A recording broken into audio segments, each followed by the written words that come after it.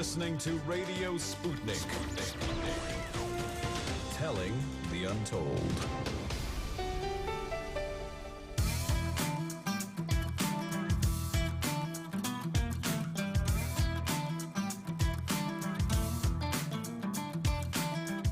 Welcome to Political Misfits on Radio Sputnik, where we bring you news, politics, and culture without the red and blue treatment. I'm Bob Schlehuber. And my name is Jamarl Thomas. Let's get ready to go against the grain. We have another barn burner of a show for you today. There is a major debate coming on Sunday between Joe Biden and Bernie Sanders. The location has already been moved to D.C. over COVID-19 concerns, but as far as we know, this debate is still going to be held. Sanders has pinned all of his hopes on a domineering debate performance to reestablish his footing in this race. The fortunes in this election have changed faster than I've ever seen them in any other election, with Biden being considered done and over with just a few weeks ago. He wants his chance to make his case before the American audience that he's the guy to beat Trump. Whether he'll pursue that case vigorously or not, that, of course, is anyone's guess. A sad story that yielded a positive outcome. Chelsea Manning tried to commit suicide earlier this week. Today, she is being released, and the grand jury has been dispelled. This was her second suicide attempt. It's unfortunate that it's come to this, but I am ecstatic that she is finally being released. We're going to discuss what this means for Assange. After all, she was being tortured to turn evidence on Julian Assange.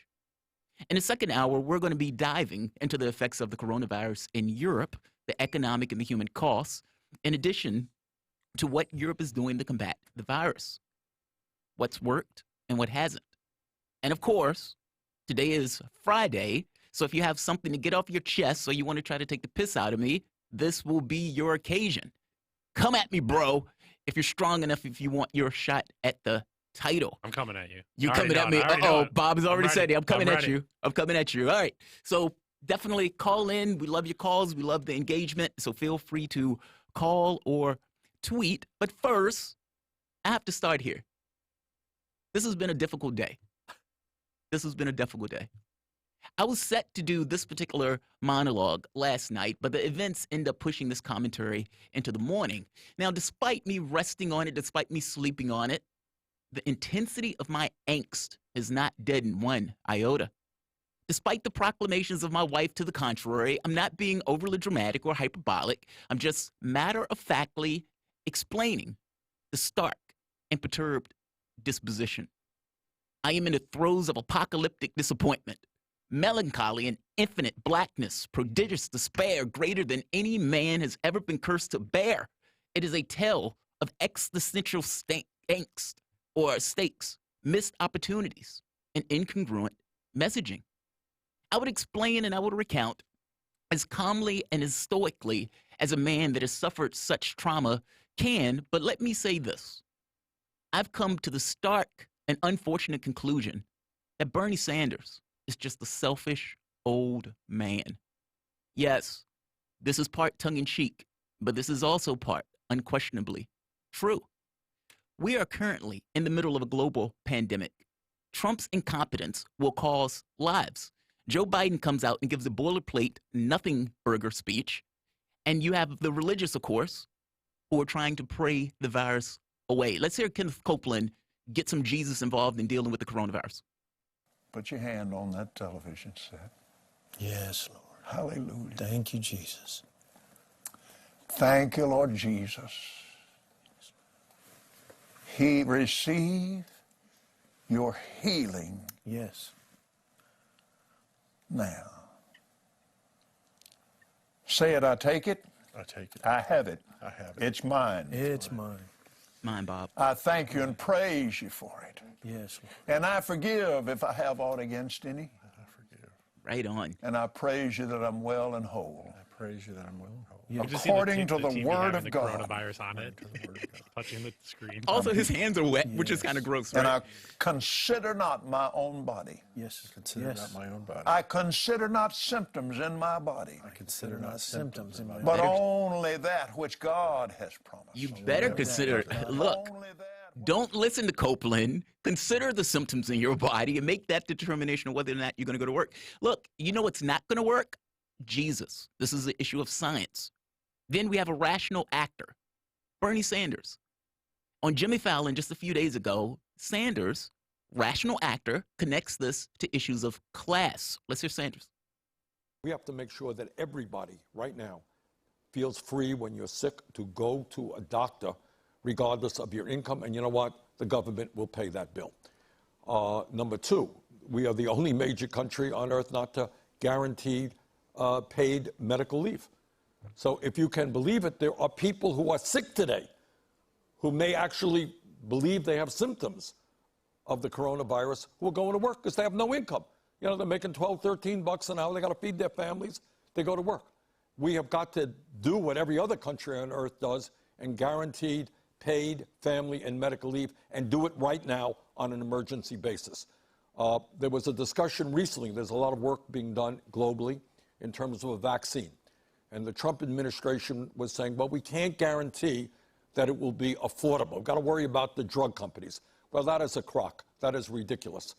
Yes, that is a crock. That is ridiculous. The capital in this process is not real. The human lives are, especially if you're trying to stop and slow down a global pandemic from expanding. You need to deal with incentives that would allow it to expand. That's a rational actor.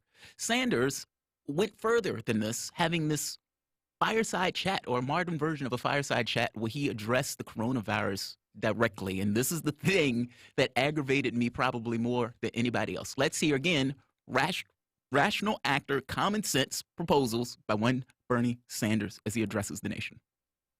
We have a major, major crisis, and we must act accordingly.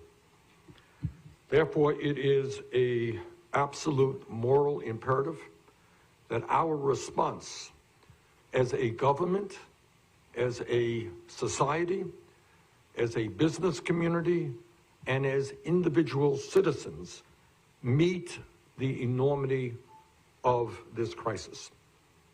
As people stay or work from home and are directed to quarantine, it will be easy for us to feel like we are all alone, or that we must only worry about ourselves and think that everybody else should fend for themselves.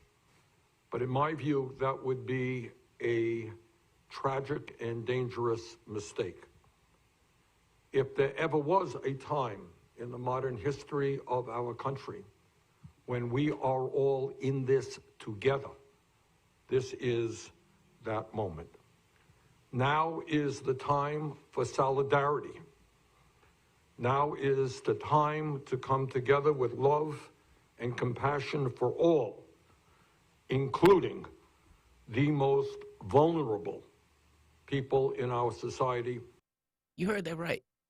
This wasn't a person who was talking about the markets. He wasn't talking about protecting corporations. He is literally making an affirmative argument for love, compassion, and working in tandem with one another during a crisis. That is exactly what I would want the president to say. And my hope immediately soured and turned to anger. And this was the point where I killed that video. This man could have been president. It is very true, completely, absolutely, entirely true that everything had lined up against them. It is true that everyone in that party was working against them. It is true that the media, the oligarchs, all of these people dumped their resources into stopping him. By the same token, it is also true that you knew they were going to do that. None of that was a shocking experience at all. All of that was understood, that they were going to put everything that they could on the line in order to stop him. And fact of the matter is, in spite of all that, this race was still infinitely winnable. Sanders just refused to do what was necessary to win it. Why? Because he was uncomfortable with doing so. The worst of my thinking of Sanders ended up being true. Sanders screamed from pillar to post, calling for a political revolution, and millions across the United States screamed back, "Burn it down! Burn it down!" Then he proceeded to run the race like he was in a hapless buddy comedy, as opposed to a revolutionary, working with the legitimate and deliberate severity that his stark, existential language demanded. It's like John McCain choosing Sarah Palin and then standing under a banner saying country first. The language does not match the actions. First and foremost, what are your objectives and what are the stakes? Your actions and the length you're willing to go, or for that matter, even expected to go, will depend on the severity of the stakes. I can legally put a bullet in someone who's trying to threaten my family. I may even get a pat on the back by the cop and the judge for doing so. That said, if I do the exact same thing because the guy shorted me in a bag old pot that I was buying, I'm going to prison over that. Joe Biden is literally the avatar of the billionaire class. You tell us all the time that he has 50, 60 billionaires. You also tell us that the billionaire class is ruining this country, that we all need to stand in solidarity, that we need to have an agenda for workers, that climate change is an existential threat, and Joe Biden is getting money from oil companies, that Medicare for all is a mandatory process, especially now in the middle of this pandemic. Your policy proposals are greatly approved of by the Democratic Party and by the population as a whole. And many of those policies will deal with the material concerns, the tragedies that happen individually all throughout the United States. You made those stakes abundantly clear as you went from place to place to place and screamed and yelled and hollered for revolution. And then we find out in BuzzFeed, in an article called "The Week Sanders Realized He Was Losing," it says this, quote, "Meanwhile, a group of senior aides that's been pushing Sanders for months to go harder on Joe Biden. The problem, Sanders actually liked him. Personally, they got along better than he ever did with Hillary Clinton aides," says. The former vice president falls into an exclusive category for the Vermont senator, the people who were nice to Sanders before he mattered, as two aides recently put it. Back in January, it was the candidate's decision to personally apologize to Joe Biden after one of his surrogates, Zephyr Teachout, wrote an op-ed about Biden's corruption problem. Think about that. The apocalyptic language that Sanders is using, climate change is an existential threat. We got to have Medicare for all. That's what we need. We can't have this other stuff. We need to stop people from going bankrupt for health care bills. We got to pay off student loans. That's oppressive to our particular society. We got to expunge the record on pot. And your opponent, avatar of the billionaire class, Joe Biden, your buddy, your friend, that guy is against all of that stuff. That guy went so far as to say, in the middle of a pandemic, a policy proposal that the majority of Democrats in this country agree with, even in southern states that you lost like 30 points, they still agree with Medicare for all. And your buddy, Joe Biden, who you just will not go against, will not put a knife in, would not create contrast on the issue of civil rights, would not create contrast to the degree to which Joe Biden flagrantly lies, just wouldn't do it. That guy said he would veto that policy if some magic happened where they passed it in the House and the Senate. The avatar of the billionaire class, that's your buddy. How can you tell me that this is a political revolution? How can you tell me that the stakes are this high, but he's my buddy, so I don't necessarily want to go there? How strange that rhetoric in comparison to the actions. Yes, Bernie Sanders is a selfish old man because Bernie Sanders can't get over himself to do what needs to be done to put a knife in his opponent. You can say that any action that Bernie Sanders have taken would have had a difficult outcome. Fair enough. But if you know that this is the outcome based on him not being able to go after his opponent, not being able to put a knife and show contrast, if Joe Biden is lying about the civil rights movement and you're not going to bring up the fact that Joe Biden is lying about the civil rights movement, and you have a large group of people where you lose on that issue because they're thinking that Biden is something that he's not, then that's your fault. Yes, he was lying about it. Yes, the media didn't bring it up, but ultimately neither did you. And when given the opportunity, you wouldn't do so. You can go down the list on this stuff. Sanders is going to be in a debate with Joe Biden on Sunday. And the question becomes, which Sanders is going to show up? And for that matter, whether or not it's even too late at this point to kind of change the field or change the tonal shift. Right now, Jake Tapper came to a conclusion that we've been saying for months, that Biden is going to lose. Let's hear Tapper. I'm getting real 2004 vibes tonight, which is Democrats want to defeat an incumbent Republican so badly, Democratic voters, I mean, that they decide which one is electable, and they decide, okay, it's John Kerry, or in this case, it's Joe Biden. There's a huge coalescing around that person. They want to end the primary process as soon as possible. And then basically they coronate this person. Now, what did we learn in the last few weeks? Mark McKinnon, former George W. Bush advisor, told me that actually they feared Howard Dean more because Howard Dean, even though he was less predictable, there was a starker difference between Howard Dean and George W. Bush, and he was drawing much bigger crowds than John Kerry was able to. The point is that when you have the Democratic electorate deciding that they are all a bunch of Rachel Maddows and Chris Hayes and the like, that they're just, progressive pundits and they're going to pick out who is the best one, maybe they don't necessarily always know what they're doing. Yeah, maybe they don't necessarily know what they're doing. Yes, Jake Tapper, the reality of it dawned on him. Al Gore lost. John Kerry lost. Hillary Clinton lost. The youth vote, which is supposedly the most fickle vote, went to Sanders by like 70 to 80%. Meaning, this is a perfect storm for one Joe Biden to lose. And if your name is Bernie Sanders and you know that Trump is going to go after Social Security and Medicare and all of these big policy proposals that you put out, if you know that climate change is going to be on the agenda, then the last thing you should be doing, you should be able to get over yourself and make this argument that Joe Biden is the weakest candidate to go against Trump. Not keep saying my buddy, my friend, none of this stuff. What matters more? Your failings or actually winning this contest? And if you're going to be a revolutionary, you got to be willing to burn it down. Bob, what kind of Sanders, what Bernie do you think is going to show up at the debate? Is this going to be, oh, this is my buddy Joe Biden, or is it going to be something fundamentally different than what we've already seen? Yeah, it's tough to know because issues don't win this election for Sanders. I mean, we saw over and over again, Medicare or a single payer option or not having private insurance continues to win. And so if he goes up there and they said, first question, explain healthcare, I want to like bang my head against a wall having to hear the first debate question every single time. Let me explain it to you again. Yeah, I mean, he's got to go on the attack. But again, I'm telling you, he doesn't want to be the person that's blamed like he was blamed in 2016 for Hillary Clinton's win. They blamed it anyway. And they're going to blame him regardless. So it doesn't even matter what he says about Joe Biden. He can pat him on the back. He can go and campaign for him.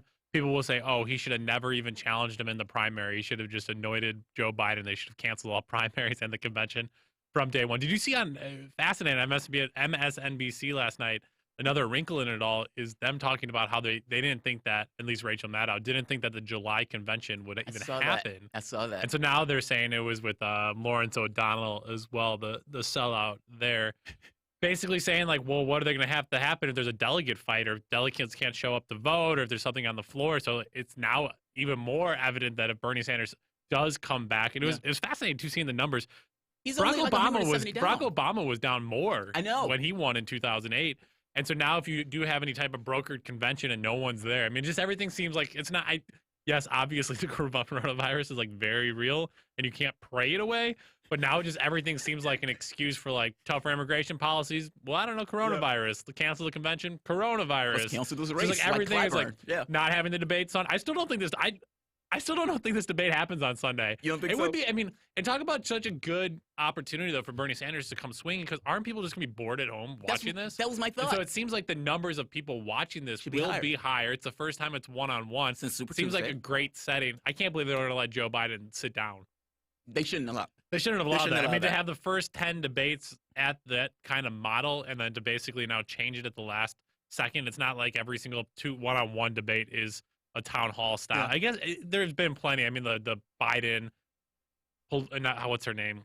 The vice president Palin debate. She was on The Masked Singer, by the way. I don't know if you saw that. Unfortunately, I saw that. Does society like just not care that we continue to roll these people out? Like, these are horrible people, and we're putting her like. I mean, we talk about living in the empire in Hollywood of just putting these people out there. Yeah. But again, so you've had one-on-one debates before where people have sat down. So I'm not like. I don't want to be that angry at it, but as somebody that just wants America, all those Biden people to see, like, the guy can't stand under lights or talk for 2 hours. And if Sanders does that kind of respectability, he's my friend, that means he's not going to, like, interrupt him at times. Yeah. And it's like, you need to interrupt this guy and be like, wait a second, and start pushing his buttons and get him to collapse. But especially if not, if you care about these issues. If it's just about issues and debate, like, that's not how you win debates. Like, it's a popularity contest, and you want to show people that this guy should not be president. You're not going to win with issues. It's not a debate of ideas, sadly. Unfortunately. I agree. Lots going on there in the news. Let's take a quick break. We'll talk more about the debate and much more after this. You're listening to Political Misfits. We're live in Washington, D.C. on Radio Sputnik. We're back after this.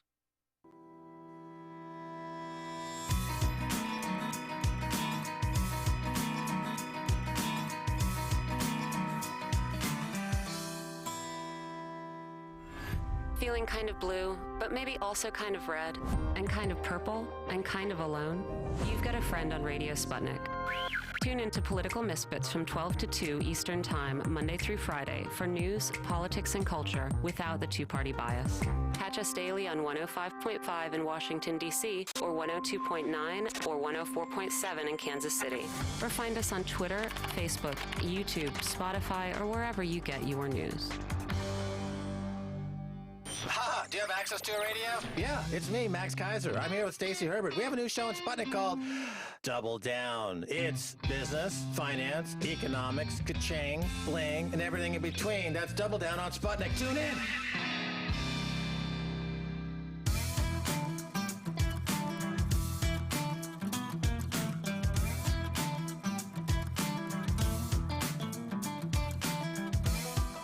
Welcome back to Political Misfits, the show that goes against the grain. My name is Jamarl Thomas. I'm here with my co-host, Bob Schlehuber. Let's keep this momentum going from the monologue and stay with the Democratic primary. As always, we appreciate your calls and tweets. If you have anything to say on this topic or anything else that's on your mind, feel free to call us at 202-521-1320. That's 202-521-1320. So Sunday is a big day for Sanders and his supporters. Debate night. Sanders is running against the narrative that Biden has already won. Now, this is a dramatic change of fortune from a few weeks ago, considering he was arguing against the broker convention just a few weeks ago, and Biden's fate, for that point, looked like he was done. There are upcoming states that are favorable for Sanders, and while he's not dramatically behind, as Bob said, Obama was further behind at this point, the election is dominated by narratives. And the narrative, for the most part, has been the drastic change in political winds, seemingly overnight. Keep in mind, many states that Joe Biden has won, he did so squarely on name recognition and the narrative created from South Carolina. I think it goes without saying that Sanders needs to have a domineering debate performance. He needs to demonstrate the original concerns of the Democratic Party around Joe Biden, meaning the reason that they didn't just kind of fall in line behind Joe Biden in the beginning. Sanders previewed his focus as a debate on policy, which is basically what he's done the entire primary. The problem, of course, is he either has apologized or backed away from legitimate attacks that would actually bite into Biden, especially among the demographics that he needs. Not to mention, it would be a little strange to all of a sudden switch gears. Also, speaking on narratives, we must be fair to Sanders. There's been a lot of talk on the show about Sanders and the black vote and whether or not he did what was necessary to win that voting block. Now, my issue has been with Sanders from the standpoint of outreach and policy. Like as I said before, the issue is more so this notion of him pursuing that voting contingent with vigor, meaning showing disparity and contrast with one Joe Biden, especially on issues where Biden is lying.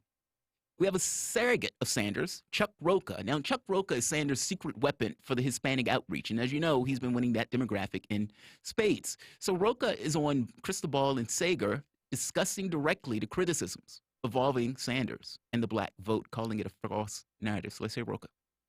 One of the other false narratives that are out there that I'm going to take on today that I haven't talked about and nobody in this campaign has talked about is the African-American outreach. The African-American outreach in this campaign, we spent more money on African-American consultants and vendors and talking to the community time and time and time again. And we learned a lot of lessons on that, right? And the products that we were making, delivering directly into the community was from the community. You heard me talk about this in South Carolina. Right. It was quickly evident to me that we were running against Barack Obama's vice president, right? And we always knew we were never going to win that demographic in large numbers, but we needed to cut into it. And guess what? You step back and you have to redo your strategy and do something else. But the one thing that we did do that I won't let anybody else say about this campaign is we invested in that community very intentionally, like we did with the Latino community. It's just a harder community, especially in the South with older African Americans, right? Guess who don't do very good with older Americans, period? Us, right? So don't look at Bernie Sanders in this campaign as we took somebody for granted or we didn't do that work. We did that work when we lost that vote, right? But it wasn't because of lack of trying. And we will continue to try. We lost African Americans in Minnesota by only 9 points. Well, Bob doesn't seem like he's buying that. He's like, whatever, man. Yeah, cool. Get the white Texan out there talking about the black. That's not Actually, a good I think look. he's Hispanic. Okay, he's Hispanic. Yeah. Get a black person that's on your campaign then, Chuck Rocha, to talk about black issues. It just doesn't look good that for me. A token? No, to have Black somebody person? on your campaign in a senior advisory role talking about that issue. Yeah. If people are frustrated with Bernie Sanders, he's not doing black outreach, have a black person that's a senior advisor on his campaign and say, that's not true. I'm proof of that, and I've been working with Bernie Sanders the last years to do X, Y, and Z. I just don't think he's a credible messenger. That's a fair. Sometimes the messenger, it matters more than the message. Sometimes, and that's what I'm going to say. And so when I hear Chuck Rocha say that, it doesn't feel like people are like, oh, that's cool then. Thanks, but Chuck. Is it fair to say that Chuck Rocha, inside the campaign, working for Hispanic outreach, may actually know what the campaign is doing for African-American outreach? And by the way, again, messenger he wasn't there, over message. But messenger he wasn't there, over message. to be fair to Chuck, he wasn't there to have a conversation about the black issue. Sure. He was there for, this kind of keep a stiff upper lip and let's just keep moving and everything else. And the issue with the black vote came up because he's been getting criticized on it. Rocha's point is, look, we actually did make a play for it. We just lost that vote. I mean, he even says as far, he says, this notion that we didn't have outreach and everything else, he said it's nonsense. He says, I am pushing back on that notion. He said we just lost. Joe Biden, for the most part, was living off of who Obama was. Sure. He was making that argument. And I think you're also understanding, and you're coming to the crux again, that young people in the movement for Black Lives Matter movement, activists, organizers in the worlds in which I operate and work with are just not into electoral politics. Yeah. The money completely erodes it. You can't compete there. The politicians have been in office for so long, they know where their votes are, and they can just crush insurgent campaigns. And so the squad comes in, right? And the Nancy Pelosi had the best quote of it. She's like, I don't know, there's like 4 or 5 of them. Yeah. So that's kind of the attitude that the establishment has that you're going against. And so you get somebody like Bernie Sanders that's like, come and fight with me against that thing. It's just a tough sell. I think people were excited by it, energized by it. Hillary Clinton was super hated. People were like, let's go and fight this thing. Yeah. And I think over the last few years, we just saw a shift of American consciousness around politics, that it went from this kind of energized resistance just to the like, man, things are getting bad. Let me get my hand sanitizer. Let me get my face mask. And like, I'm going to be cool with it. Because like, I don't even care anymore. I don't care about my name. Like I walk around Washington, D.C., and people don't say hello to each other. Like there's a serious crisis in the country that I don't think people are realizing of how individualistic and how capitalism has just eroded basic human to human society. And people are excited to say hi. When you like consciously like, hey, and somebody's like goes from like frown face, like don't say anything. You're like, hey, and they're like, oh my gosh, hey, how's it going? What's going on?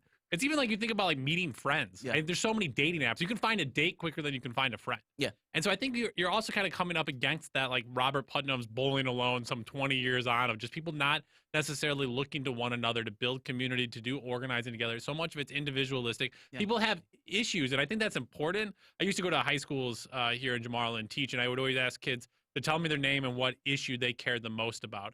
And it was fascinating that in the past, every single kid would have a singular issue. And I thought that was great. Like, I don't think when I was 16 years old, I had like, I'm excited about this thing, or like, this is what I'm passionate about, mass incarceration. Like that just was. So I think people are more and more conscious, but you could see how everyone had kind of their issue. It wasn't like, and now last year it's turned into more just like environment. It's like half the classes and stuff. So young people are engaged with that. But it's not like people are like, I'm passionate about building up the Democratic Party. Oh, I've never heard anybody say that. And so I think you're seeing this complete erosion. And so Bernie Sanders was playing this gamut of like, these disillusioned people in a very individualistic society who are being completely crushed by political systems and don't participate in the electoral college, we can win them over. Yeah. And you just, he did it. And I don't know if that's on him or if that's in the moment. And Joe Biden, you can win over older black voters. You can win over older white voters because they've been a part of the system for so long that it's just kind of muscle memory to them. And they get stuff out of it. They get Medicare. They get Medicaid. They've had things that have actually worked for them, and they've seen these advancements over a longer arc. Yeah. And that's why I think Joe Biden, with the like Obama bump, they were able to win that at the polls. Where I think Sanders, I think he played it right. I don't think he played it right. Oh, interesting. I honestly, I really think he played this wrong. I mean, think about if indeed it's true that you go into this race and you know Joe Biden is going to be strong and dominant with the black vote. Rocha even says as much. He's like, yeah, we knew, the older black vote. Okay, right. Yeah, he understood. Yeah, let's be specific. Right. So let's say Sanders was getting vote. the young vote. And so it's just so happened though that the older black vote or the older voters went to the polls in much higher numbers. They were, they were more consistent. It's true if you knew that. By the same token, if you know that and you know that they're going to be favorable to Joe Biden going in, then you make it an affirmative message. It's not enough. Like, this is kind of what your argument of, this is not a policy debate. This is not something where you're going to win this just by saying, hey, I'm for Medicare for all. Well, they have Medicare. Or I'm for this. Well, they don't need that. I'm going to pay off your school debt. Yeah, that's not a big deal for them. And especially if they're looking at Joe Biden as somebody who they just consider that they know. Meaning, you have to go negative. Like, you have to be able to separate wheat from chaff. You have to show contrast. You have to be able to be, and look, you don't have to be mean-spirited, but if Joe Biden is lying about civil rights, that is something you have to nail. Like, there should never be a situation where Sanders, surrogate, Nina Turner is being hit by Joe Biden surrogate who's telling her you don't have to standing to use King when you walk with King. That's mind-blowing. I'm hearing two different. I guess I agree with you on that he should have gone on the attack. Yeah, you got to go after I'm saying Joe Biden. The play on the younger, disillusioned, that kind of thing. I think that worked because he was getting like 70% but he hasn't of the turned vote. that. He's getting the vote. They're just not turning out. Right. And I think that for me was I think he had to try to take on that battle to win the war. Where Biden simply said, "I'm not going to take on that battle. I'm not even going to care. He's going to win the battle, but he's not going to win the war." And I think that's what we're looking at right now. I agree with you on that. That I agree with you on. I think he did great with the Hispanic vote. I think he did great with the young vote. It's that last 10% that you somehow have to rip out of Biden. And at no point, I mean, he had his opportunity. When he's on the debate stage and they ask him flat out, and they say, Sanders, Nina Turner said that Joe Biden was effectively, betrayed the black community. He's like, that was early in his career. What? You've just inoculated Joe Biden from that point on that particular attack when he's been lying about civil rights. Even when she said Joe Biden is corrupt, and he's like, apologize to Joe Biden when Joe Biden actually does have a corruption problem. Yeah. This is kind of goes to my point about the stakes versus what you're willing to do with those stakes.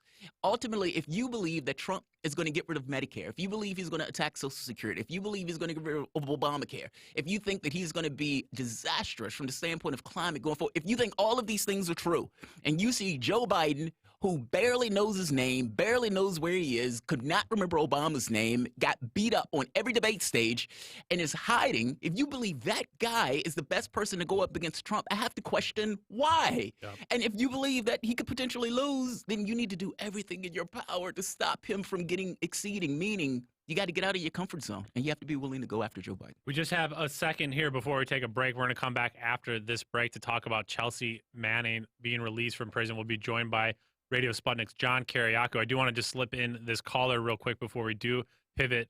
Taylor, you're on the line. Thank you for calling in. Hi. I just saw you on YouTube and just had to come in. And I'm just, have to say that, Bernie Sanders really has to take back the word that Joe Biden can defeat Trump. Yes. I think that was the biggest mistake he's done. And he's going to have to flip-flop, take it back and say, no, there's no way Joe Biden can beat Trump. I mean, he's pretty much just like Hillary Clinton. Yeah, we'll see if he says it. Call back on Monday. We'll debrief the debate, I'm sure, for quite a few hours on Monday. Let's take a quick break. We're coming back with John Kiriakou talking about the latest with Chelsea Manning. Right.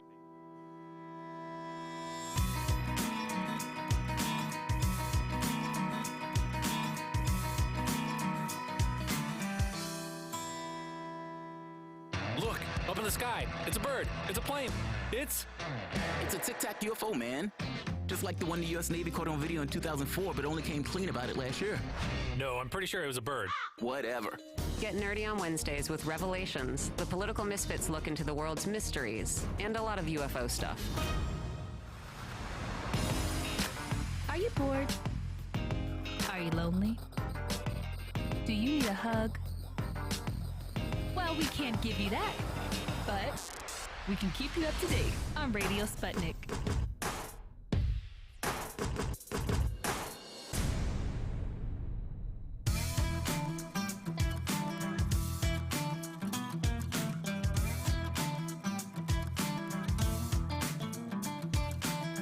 Welcome back to Political Misfits on Radio Sputnik, where we bring you news, politics, and culture without the red and blue treatment. My name is Jamarl Thomas. I'm here with my co-host, Bob Schlehuber. We've been talking about the Democratic primary and the upcoming debate slated for Sunday.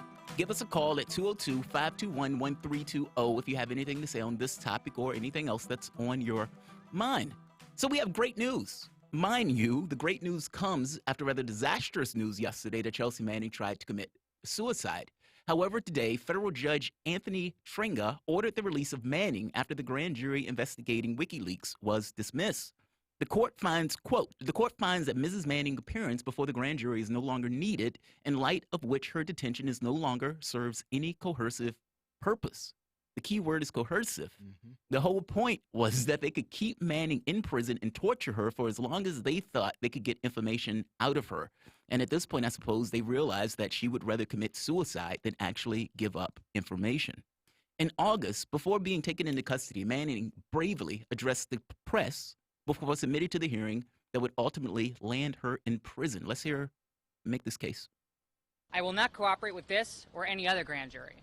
So it doesn't matter what it is or what the case is. I'm just not going to comply or cooperate. Jails and prisons exist as a dark institution, and despite that, it doesn't frighten me or disturb me. I mean, I've already been to jail. I've already been to prison. So attempting to coerce me with a grand jury subpoena is just not going to work. The prosecutors are deliberately placing me in an impossible position. Go to jail and face the prospect of being held in contempt again, or in the alternative, forgoing my principles, the strong positions that I have, that I hold dear.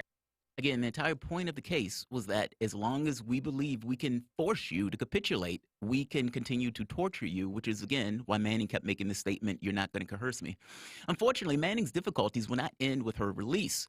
She's been ordered to pay $256,000 in fine for her defiance of the subpoena. In August, Judge Tringa, not content on torturing Manning with confinement, Tringa ruled Manning has the ability to comply with the court's financial sanctions or will have the ability after her release confinement. Therefore, the imposed fine of $500 per day after 30 days and $1,000 per day after 60 days is not so excessive as to relieve her of those sanctions or constitute punishment rather than coercive nature. Isn't that amazing? This is not punishment. This is just coercive. That's utterly astonishing. Now, punishment comes later. Yeah, right. Punishment comes later. So Manning's legal team challenged the court. She has no personal savings, an uncertain speaking career that she has abruptly halted by her incarceration and is moving her few belongings into storage as she can no longer afford to pay the rent. So joining us is ex-spy, whistleblower, and host of Loud and Clear, friend of the show, John Kariakou. What's going on, man? Thank you for joining us. My pleasure. This just shows you the bankruptcy of the system that we have now, where people can be held essentially indefinitely without having been found guilty in any court of law. The operative word in your introduction was coercion and coerciveness. Yeah. She was Chelsea Manning was held in contempt of court, not because they needed the information that they believed she could provide. They actually had the information. Because and this was on Assange. Yes, right. what they wanted her to do was to essentially repeat her own testimony from her own trial in 2011, 2012 to this grand jury. Wow. And her position was that if they wanted that testimony, all they had to do was take the transcript and place it in the record. But they didn't want to do that. They wanted to force her to repeat it. And she stood by her principles. I have to say, Chelsea Manning, I don't know how many of your listeners have ever met Chelsea Manning, but she's very tiny. Yeah. She's very soft-spoken. She's very humble. And then she stands up for her principles in a way that is stronger than just about anybody I know in the world, including myself.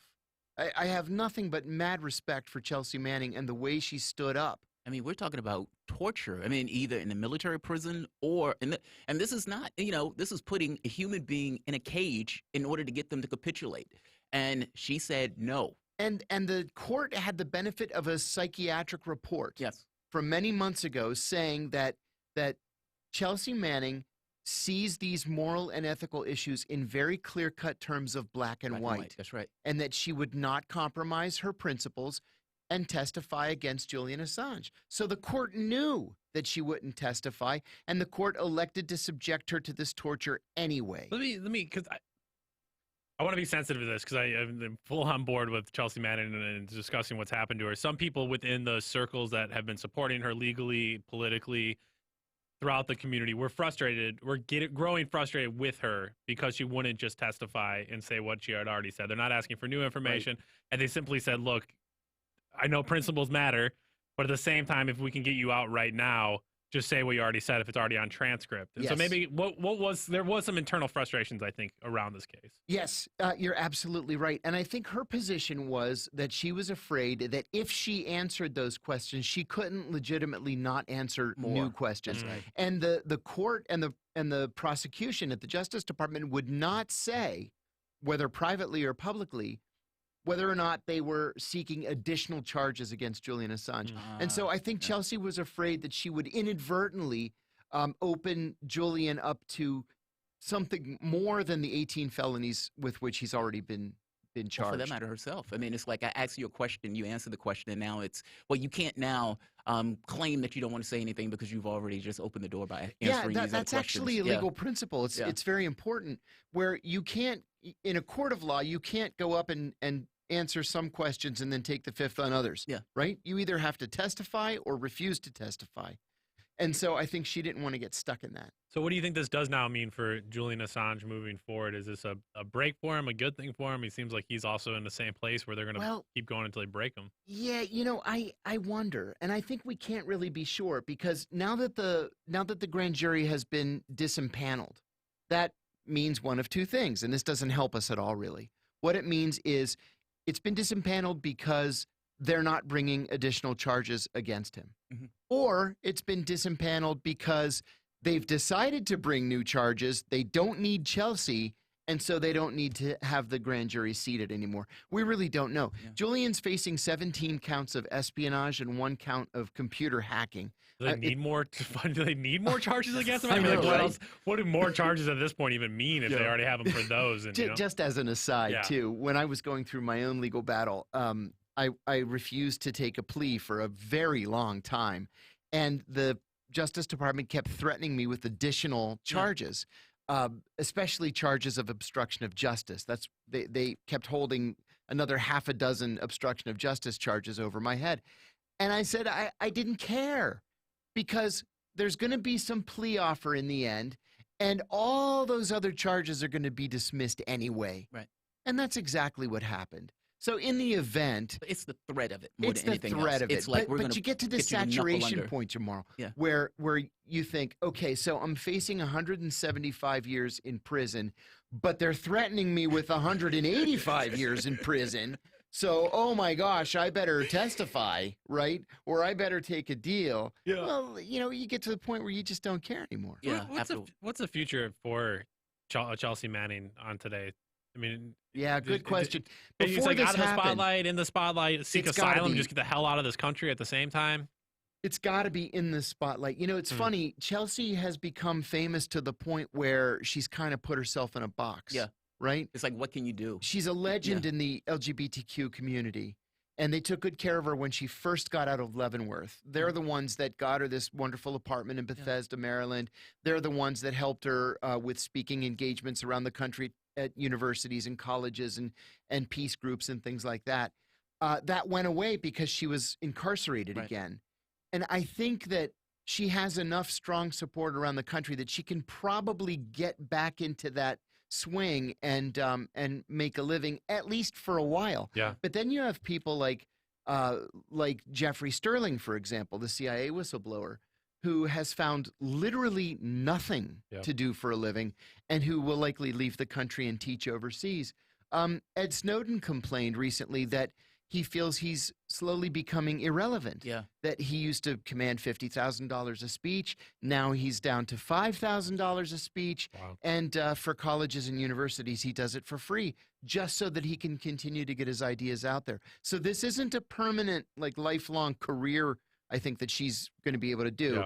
It might get her going for a while, but she'll have to transition to something else. Yeah, we'll talk more at the end of the show about the reauthorization of select parts of the FISA Act. And you talk about Edward Snowden slowly becoming irrelevant while the U.S. Congress continues to pass acts that he revealed to be illegal or just mass spying. I think of in your case of Gina Haspel being at the head of the CIA. And we as a country owe a huge debt to you as always, John. John, thank you so much for joining us. We really appreciate it. Great. Always, we'll take a quick break. We're going to talk about the latest back and forth there between the U.S. and Iraq with some support of Iran, because why not have a war in the midst of a global pandemic? We're going to take a quick break here on Political Misfits. We're back after this.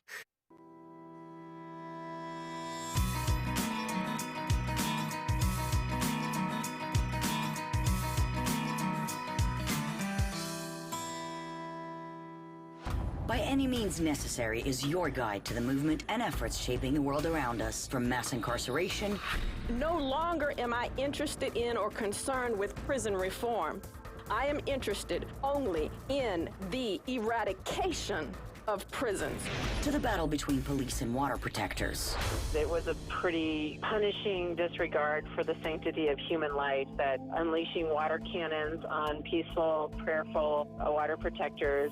From efforts to protect the environment. The climate movement is ready to, with plenty of opposition research and force and strength, along with, the right of both science and morality to fight them on this. To the movement for Black Lives. When I first saw the Michael Brown video, and I saw that it clearly contradicted the narrative put forth by the Ferguson Police Department and by police supporters in general, 3 words came to mind: color me shocked. Stay tuned to By Any Means Necessary, 5 days a week here on Radio Sputnik.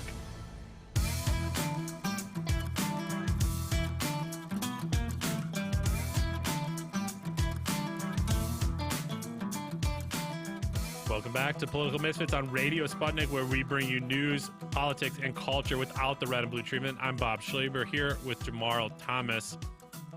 Well, no time like any time to always have a war here in the United States as we continue to grapple with the fallout from COVID-19. We're on essential lockdown here in Washington, D.C. in many ways, but luckily our jets can fly around the world still bombing people. The U.S. carried out airstrikes on Thursday against multiple Iranian-backed militia sites in Iraq, according to the U.S. Defense Department. Iraq's military said 5 security force members and a civilian were killed. U.S. officials said the airstrikes' intended targets were mainly weapon facilities belonging to Kataib Hezbollah. The strikes came one day after the U.S. assessed an Iranian-backed group was responsible for a rocket attack on a base where coalition forces are located. The rocket attack killed 2 American service members and 1 British service member. After the attacks, the U.S. Pentagon said these strikes were defensive, proportional, and in direct response to the threat posed by Iranian-backed Shia military groups who continue to attack bases hosting OIR coalition forces. The statement continued, these terror groups must cease their attacks on U.S. and coalition forces or face consequences at a time and place for our choosing. The U.S. and the coalition remain committed to the lasting defeat of ISIS and the long-term security, stability, and sovereignty of Iraq. The U.S. and I just want to, it's just, Iraq it's told wild them to to get think out, and they're still like, that yeah, these are the moves here, and we'll get into the astonishing. complexities of what exactly the U.S. is saying. If they're genuine about defeating ISIS and the long-term security, we'll talk more about what that actually looks like and if this was necessarily the best way to go about accomplishing that. Iraq's caretaker Prime Minister Adel Abdul Mahdi has already ordered an investigation into the rocket attack on Camp Taj, calling it a very serious security challenge and hostile act. Abdul Mahdi went on to say that the continual violations of sovereignty constituted a serious weakening of the state's capabilities during a time when the country is facing unprecedented challenges politically, economically, and by the coronavirus pandemic. In Baghdad's Tahrir Square, the hub of a 6-month protest movement, crowds gathered to reject the U.S. strike. We're joined by Mark Sloboda now to talk more. Mark, thank you so much for joining us. Jamal, Bob, thanks for having me on. It's always an honor and a pleasure to be on Political Misfits. Welcome. Mark, let me reread this last sentence here that I got caught up on there because it was so absurd to me. The U.S. and the coalition remain committed to the lasting defeat of ISIS and the long-term security, stability, and sovereignty of Iraq. Here in the Western media, the targeting of the attack was against an Iranian-backed terrorist group. But tell us a little bit more again about who exactly this was targeted at and the complicated relationship that some of these Iranian, so quote-unquote Iranian-backed groups have with the Iraqis' popular mobilization forces. Yeah, technically the Iraqi military, an official part of the Iraqi military, the popular mobilization units that helped U.S. forces defeat ISIS, which even President Obama admitted at the time, are an official part of the Iraqi military. They report directly to the Iraqi prime minister, and yes, they are supported by Iran. They were started up with funding and training from Iran, and certainly they still do have some sympathies with Iran, as do most Iraqi Shiites, the majority population of Iraq. But right now, the U.S. is basically bombing U.S. military illegally in Iraq against the express vote of the Iraqi parliament, they are an occupation force, is bombing the Iraqi military to try to bomb sympathy with Iran out of the Iraqi military. That's the insanity of the U.S. position right now. That is so bizarre. I mean, if I'm not mistaken, the Quds Force, the mobilization force, this was the group with Soleimani that was pushing back ISIS. I remember CNN did a story on this themselves. How does the media, I'm always shocked at the way that U.S. media can make people believe certain things like this. We are literally in somebody else's country. Iran has been invited into that country. This is not a situation where Iran is overthrown or broken into the country without being invited. The United States is bombing and killing Iraqis because the people who died in this were Iraqis. How does the Western media look at this story and say, yep, the United States is the right in this particular issue, despite the fact that Iraq has told the United States to kick rocks? Yeah, it's really easy because the U.S. media continually reports that the U.S. is conducting airstrikes, not against Iraqis, not against people. We start right off the bat with the demonization. It is they either refer to completely falsely as Iranian militias or a spin meant to demonize Iranian-backed militias. And the U.S. conducted 6 airstrikes, right, in this most recent wave. And they killed 3 uniformed Iraqi soldiers, 2 uniformed Iraqi policemen, and 1 civilian. Among the targets that they hit, the U.S. said that they were hitting weapon storage facilities for Kataib Hezbollah, which is a Iraqi, Iraqi militia group that, yes, has sympathies with Iran, again, as most Iraqis do, because Iraq is a Shia majority country and Iran is a Shiite country as well. They hit a civilian airport that was undergoing renovations that is also the site of the Shiite Muslim holy city of Karbala. So they're mixing so much in here. And the last U.S. round of airstrikes in the country that, again, killed not only Soleimani, but a top Iraqi general who was much revered in the country for what he did in the fight to stop ISIS, and several dozen, again, Iraqi soldiers, popular mobilization units that have become an official part of the Iraqi military because of their instrumental role, and that's according to the former U.S. president, in defeating ISIS in the country. And the U.S. is again, they are trying to do everything they can to stop Iraq from having good relations with their neighbor, and they're doing the exact opposite.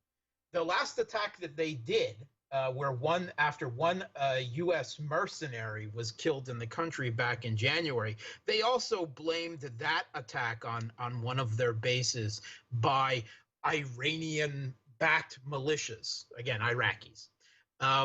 But the Iraqi government has since put forward a great deal of evidence to suggest that it really wasn't militias that did it. It was actually ISIS. It was actually ISIS members. Again, at this point, ISIS territorial caliphate is defeated, but of course there are terrorists running around guerrilla-style Iraq. They have some presence in the deserted areas in the west of the country near the Syrian border, where there's still a bit of a power vacuum. But this is exactly what ISIS would like to do, is incite the Iraqi people, particularly the Shiite majority in this case, against the U.S. military presence there. And the U.S. continues helping them do it by bombing and killing more Iraqis, again, including uniformed military and police. And this policy is absolutely insane. And, you know, at this point, the U.S. is, again, they're illegally occupying Iraq and they're bombing the Iraqi military. The U.S. is essentially waging an undeclared war against Iraq again. Yeah, I'm curious. Going back to Khatib Hezbollah and the attack against the United States and killing a few soldiers and a British service member there as well, Mark. What's the goal of these militias against the United States? I mean, you're not going to cast them out with the attack here and there. Is it just to say, hey, no, we are here, we'll still fight? I mean, what's the how do you push the United States out of a country when the United States, this global empire, has unlimited weapons, soldiers, and ways in which to push back? I mean, it is just kind of constantly trying to push back a little bit here and there and keep them on their toes? Or is there a larger strategy held to try to get the United States out of the region? Sure. I mean, the U.S. The U.S. does have an empire and tens of thousands of U.S. troops in the Middle East. Some 5,000 in Iraq alone, at least publicly. But they're not invulnerable, and it's proven again and again that America, when American troops are made to bleed, that the U.S. does withdraw.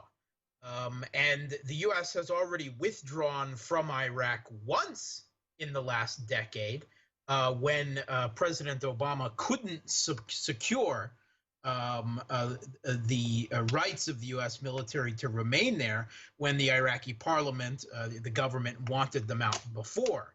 Now, once again, the Iraqi parliament have told Americans, you've worn out your welcome. You're overstepping your bounds. You are denying us our sovereignty, and we want you to leave. And the U.S. said, no, we're not leaving. I mean, the official statement out of this of the State Department was, we are a force for good in Iraq. Right? Just flat out like that, because of course the U.S. is. It has nothing to do with geopolitics, control, countering Iran, everything like that. And there are clauses in the Iraqi constitution that prevent their territory from being used as a basing for attacks on their neighbors, which would specifically, in this case, be Iran.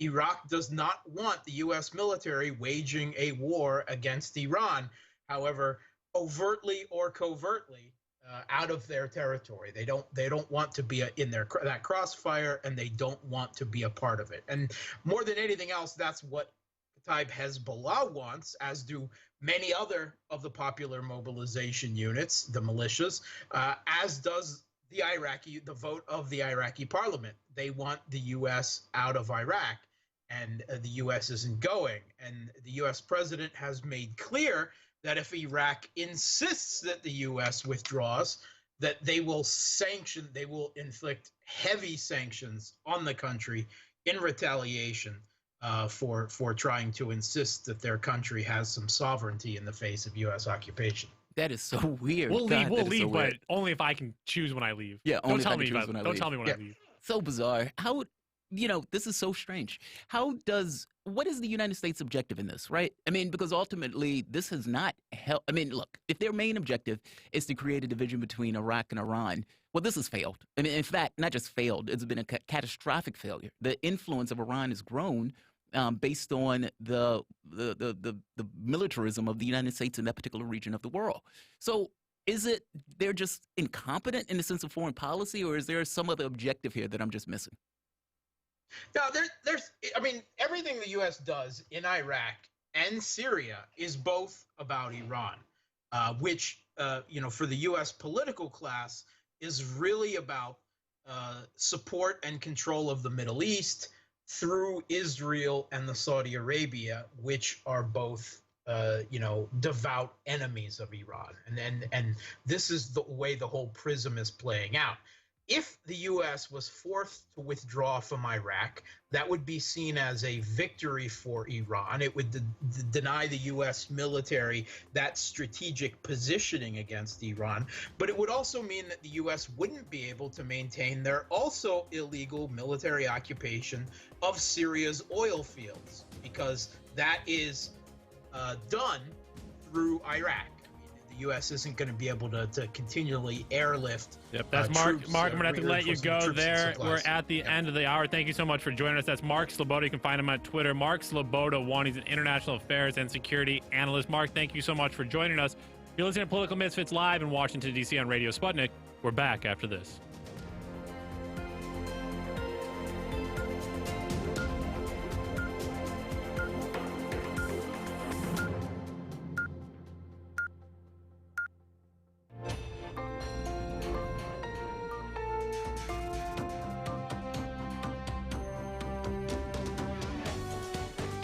listening to Radio Sputnik. Telling the untold.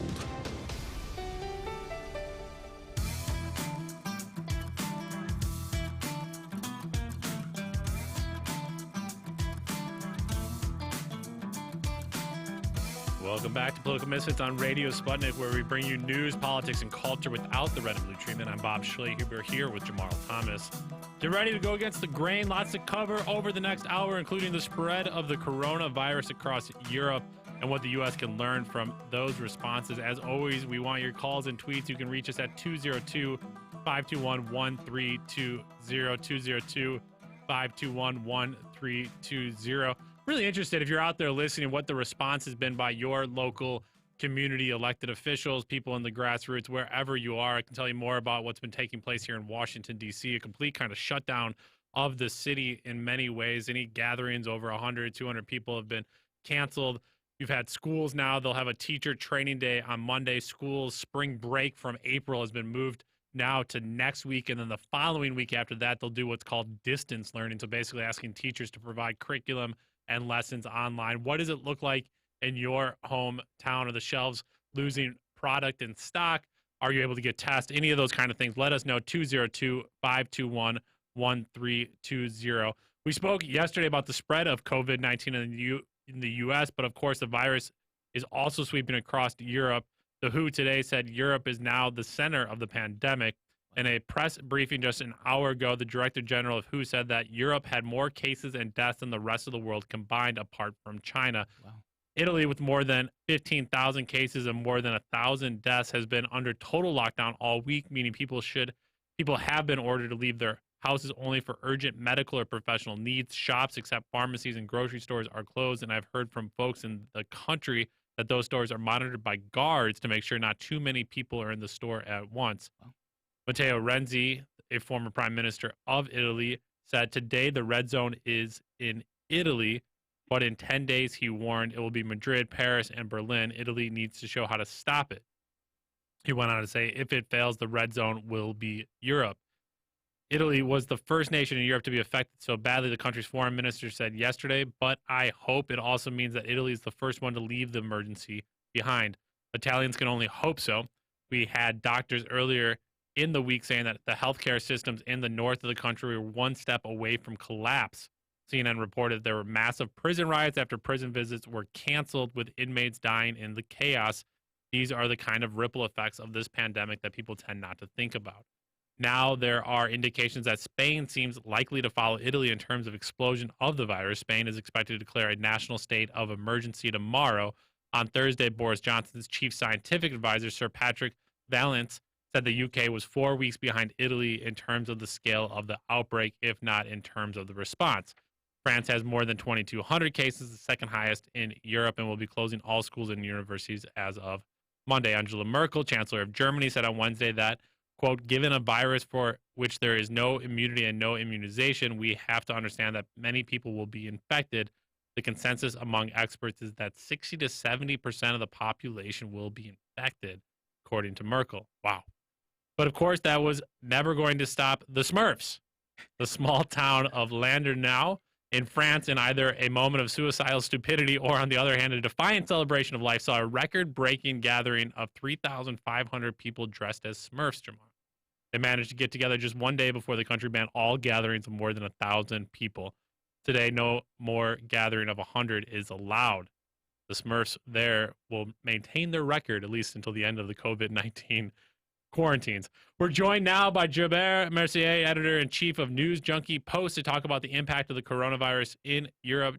Gilbert, thank you so much for joining us. Thank you for having me, Bob. It's always a pleasure to be on your show. Well, Gilbert, I'm curious your take here on what's taking place in Europe and how different countries are responding to the virus. Czech Republic, Ireland have closed schools. Italy, obviously, they're the epicenter of much of the COVID-19 outbreak. The United Kingdom is either waiting to quarantine or close schools. They said until April or May at the peak of what they're expecting to be the outbreak. They want to basically kind of wait until things start to escalate before they do ask people to self-quarantine. The concern, Jamarl, what they were saying is if you ask people to self-quarantine for like months on end, people get really bored and they're like, this is ridiculous. And people actually start going out. And so you have to be strategic and conscious of when you actually start asking people to start social isolation. But Gilbert, from your perspective, how are you seeing the different responses across Europe right now? Well, unfortunately, it looks like you mentioned in your introduction that the Italian model is going to be followed very, very shortly by France, Spain, Germany, and the rest of Europe. What I want to point out here, and that's kind of a general observation, is the coronavirus is sort of, if you wish, the great equalizer, as it affects also not only poor and brown people, but the rich, jet setter, and the powerful. I know that the topic here is Europe, but I just want to mention that Canada's Prime Minister yesterday, Justin Trudeau, decided to put himself in self-isolation, and today, Brazil President Jair Bolsonaro tested positive for the virus. So this is not something that can be taken lightly. And as you mentioned, the advice, Macron had a press conference yesterday and announced, as you mentioned, a bunch of new measures which will take place Monday, which is the closure of absolutely every school and university in France, and also the advice of people above 70 years old to stay home. And that's precisely what Giuseppe Conte, the Prime Minister of Italy, instructed his population on Monday before the complete lockdown. I mean, Italy is it's a country of 62 million people, and as you mentioned, the rise of the cases is exponential. It's 15,000 cases with 1,000 deaths. And it's completely, when you see video of Italy circulating online, it's absolutely surreal. You have seen a virtual ghost town with deserted streets, and now all cafes and restaurants have been shut down. And it's completely airy. You know, it's sort of like the mass. The Pope has been holding mass on his own inside the Vatican, and it's, you know, it's sort of like the way I see it. You know, because your show is called the political misfit, I just want to be a little bit of a devil's advocate. Go for it.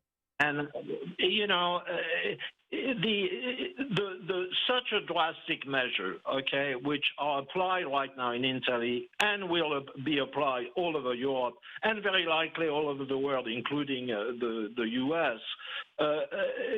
It has brought, you know, results, of course, in China and South Korea, but those measures pose some serious questions as they infringe on basic personal liberties. Right. It kind of seems like a form of global collective psychosis, in my opinion, which is spreading just as fast along with the virus. Not that I want to take the pandemic lightly, but further, I would say that this kind of method could also give, and again, this is kind of a bit of a provocative thought here, it could give government or institution the idea that they can prevent protest and dissent. You know, for example, I'll give you a very simple example. In France, while the public opinion was already completely distracted by the epidemic, Macron's government imposed its unpopular retirement reform by decree. Wow, did he? So they were using that as essentially a canard to get through what they wanted to get through, that they were having a difficult time pushing. And that's through. what we were saying too, right? We saw the immigration changes here the last few Yeah. days. You see the United States continuing to bomb there in Iraq. It seems like a moment of chaos, and when there's chaos out front, this is, I think of a lot of Naomi Klein's shock doctrine. Yeah. Basically, when there is a crisis, that's when people in power start grabbing cash. They start changing laws and different policies. Quite a scary time. I do want to just mention there, Sophia Trudeau there, as you mentioned, Gilbert, the wife of Canadian Prime Minister Justin Trudeau, did test positive coronavirus. Trudeau himself has not, Prime Minister Trudeau has not shown signs, but is going in self-quarantine. And we're getting conflicting reports here. Bolsonaro tested positive on a first test, and then he came out just recently here over the last hour saying that he tested negative on the second one. And took a moment to gloat, Jamarl, and basically said, up yours, Did he? Brazilian media. And it's just like, that's what? That's funny. That's not the time for it. No, man, that's exactly the time Exactly for it. the time for it. You all wanted me to Political have point corona. scoring. Let me ask you this, Gilbert. So freedom of movement. So freedom of movement of capital and people is somewhat of a cornerstone of Europe. But to push back on, you're pushing back. Look, if you have a situation that seems to be a world epidemic where millions of people are going to die, shouldn't the government take provocative action, even if that means or infringes to some degree on people's quote-unquote liberties? Jamarl, hold on a second here. We're not talking about millions of people here. We're talking about 5,000 people so far. We're talking about an epidemic, a pandemic that as of today is concerning 130,000 people. That's the number today. So you need to put stuff in perspective. This is not the middle-aged Black Plague, which killed 40% of Europe. Well, that's true, and I'm not saying it's killing 40% of Europe, but if the estimates, and not hysterical estimates, but if the estimates are saying that half of the country is going to be infected, let's take the U.S., for example. We don't have a healthcare system, and people don't have, this is not like a welfare state like they have in Europe. For the most part, you have situations where people are forced to go to work or are going to be evicted because they can't make ends meet. And so you have this perfect storm of a situation where we don't know how many people are coming down with the illness. We don't have the situations for people to get tested. It costs people thousands of dollars to get tested in the United States. I mean, at the point where they're estimating, scientists, again, not historical people, that half of your country is going to be infected with potentially millions dying, don't you have to take, to some degree, provocative action if the scientists of your country are making that argument? Okay, but what I want to say, Jamarl, first of all, you're absolutely right. And in terms of testing, let's point that out. The official number today in the U.S. of cases is 1,700. Some people, the Hill, I read something on the Hill today saying that there could be as much as 100,000 people infected, which is a lot more realistic. No, let's get some numbers here. South Korea, for example, which is also a model in dealing with the pandemic, was testing on March 9. They were testing, and they've been cracking it up since then, 4,000 people per million. In Italy, which was behind, was testing 1,000 per million. On the other hand, the U.S., March 9, was testing 26 per million. Therefore, there's a problem here, a complete lack of transparency. Yes. And decide what the world, politician and the scientific community and the WHO dropped the ball on this as well by not calling it a pandemic earlier, should look into what Asian countries like China, South Korea, and Japan are doing medically, which is to come up with treatment, and those treatments are plasma therapy. You extract plasma from the blood, you purify it, and from people who had the disease but recovered, and you inject it in people that are in critical condition. Now, the entire, even so, Italy and France and Germany have great, universal healthcare system. They are getting overwhelmed as well. In France, there's only 5,000 beds available in public hospital. Well, when you have an epidemic that is now close to 3,000 people, you're going to have a problem very, very soon. So what instead of going the road of isolation like Trump, and he's not the only one, okay? Let me give you an example here. And Europeans are getting very, very pissed off at the Trump administration, and for good reason. As of today, French citizens are persona non grata in the following countries: the U.S., the Czech Republic, El Salvador, Israel, Jordan, Saudi Arabia, Lebanon, Nepal, Mongolia, and of all those, last not least, Kazakhstan. Now, this country shutdown will not solve anything. It's not a foreign virus. The virus doesn't need passport or visa. It will travel. It will kill people. Yes, indeed, it will kill people. But again, you know, I want to talk also about a pandemic that affected the world exactly 100 years ago, between 1918 and 1920. It killed 100 million people. Spanish flu? Now, well, hold on a second. Let me finish. Right now, what humanity needs to do, this is a big test for all of us as humans. What humanity needs to do, instead of going the way of isolationism and nationalism, is to kind of stick together, take the best of what is a global problem and try to come with a massive response in a way the Chinese have done, because if you look at graph of the progression of the pandemic in China, it was exponential, like it is right now elsewhere in the world, but it has become flat. There's no very, very little new infection in China. Why? Because they were extremely proactive, disciplined, and not selfish in a way, and they understand, because, well, it is a communist country after all, that the good of the collectivity is more important than personal interest. Now, the thing is, again, what matters here is transparency, and in the U.S. there's no transparency, and in Europe, they're becoming a little bit more, transparent, but they have the same reaction in a way, because as of yesterday, there were police checks at the border between France and Germany. French people could not go to Germany without getting the temperature check.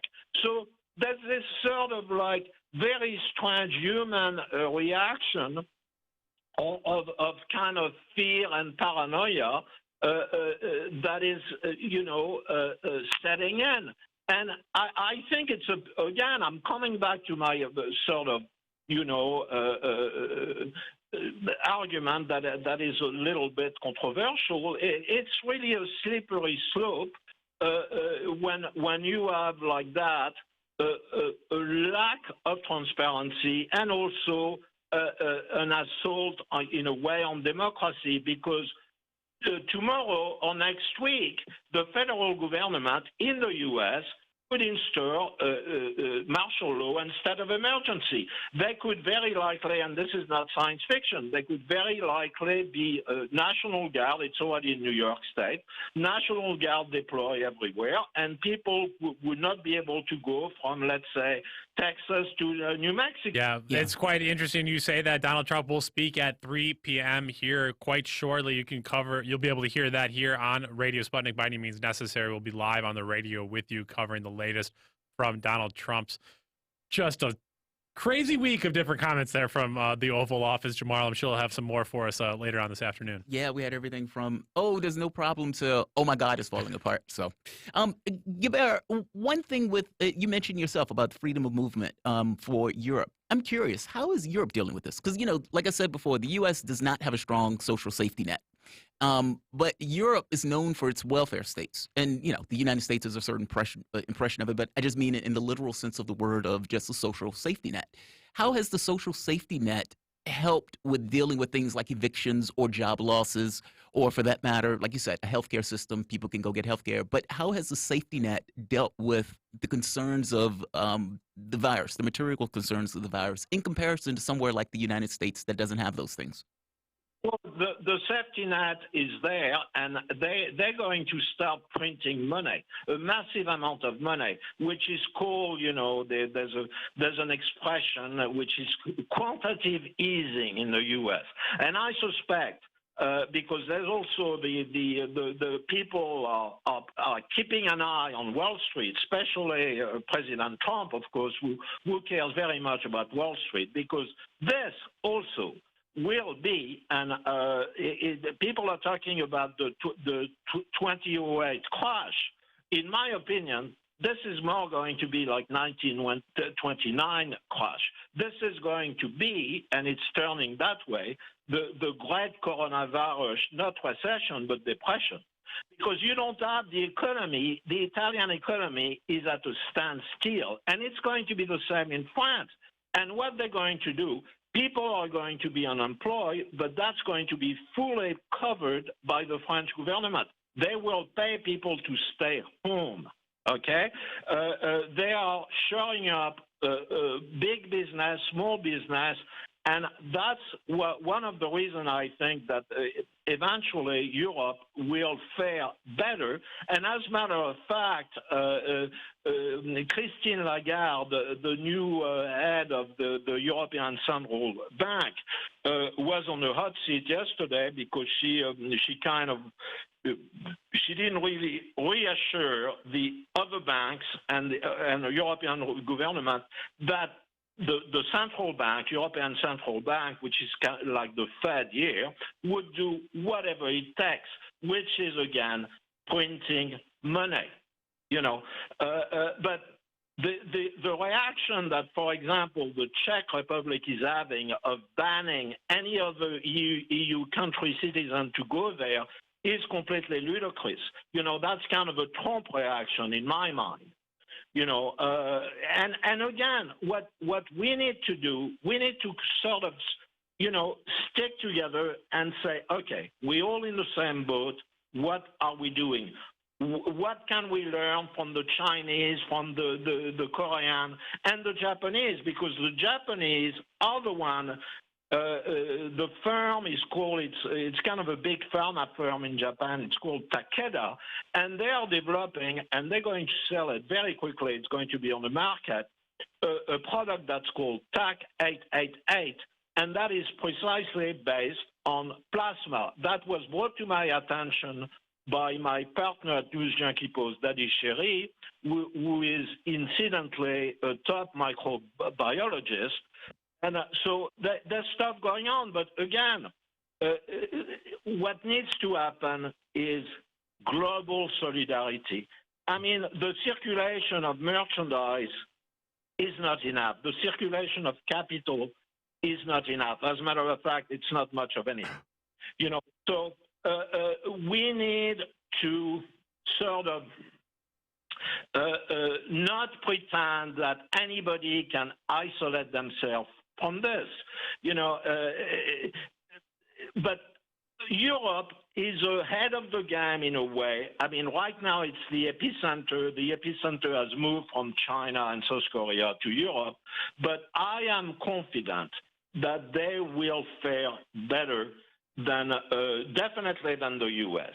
Yeah, Jamarl, I'm curious here some of the economic ramifications and what else is happening. UK seeing a huge plummet in their stock market at its worst day in 30 years. In 1987, crash was the last time they had seen drops that badly. I guess the other thing I'm really amazed by right now is the way in which you see how much corporations just are greedy and how they don't need people because people aren't able to ever really kind of collectively organize and push back. And I say that because you see all sorts of car rental places, you see commercial airlines basically saying, if you need to cancel, just let us know. Reschedule, don't worry about it. We got you. And then you even see companies like it was a phone company basically saying that they're not going to have any caps on the broadband data. Yeah. And so it's like all these things are just like made up things like, sorry, we got to cap you.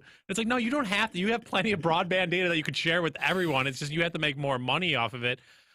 I know this is way too early, and we have a long way to go with COVID-19. It's not just going to go away when we socially isolate ourselves.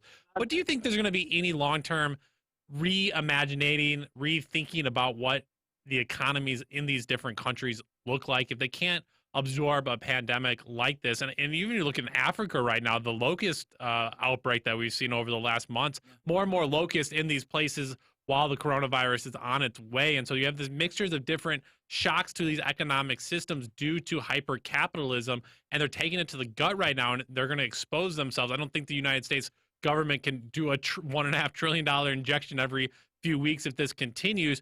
Do you think anybody will actually finally start questioning these larger systems that our economic models and structures are incredibly broken beyond the few people that are already talking about it now? Absolutely, Bob. This is what I think, and this is what I hope, and that would be the most valuable, one of the most valuable lessons about the coronavirus pandemic. And one of them should be that, humans should not mess with nature, and that's the way it started in China, and randomly eat wildlife animals like bats and pangolins, or encroach on their habitat. If we do that, nature will retaliate, and nature is retaliating, and this is something that we should think about to deal with the 800-pound gorilla in the room, which is still in the room, which is the climate crisis. And as a matter of fact, one of the good side effects of the coronavirus is the fact that the carbon emission has been greatly reduced. Of course, there's no economic activity. So this is an opportunity for us, for all of us, as a species, to rethink a model that is failing. And what I think that between the coronavirus epidemic, which is going to hit the U.S. Like there's no tomorrow, probably next week, because the denial will have to stop. Between that and, of course, the crash of Wall Street, those will be, in my opinion, again, the two last nails in the coffin of Trump re-election campaign. There is a kind of a surreal Orwellian context in the current pandemic. If in Orwell 1984 love was illegal, the type of social distanciation and confinement imposed on millions of people by government decree should be, as I mentioned before, as a little bit as a provocation, a major concern to all of us. Humans, you and I, are social animals and cannot be deprived from each other's. Italians are going to be living in isolation like prisoners up until April 3rd. They will be deprived,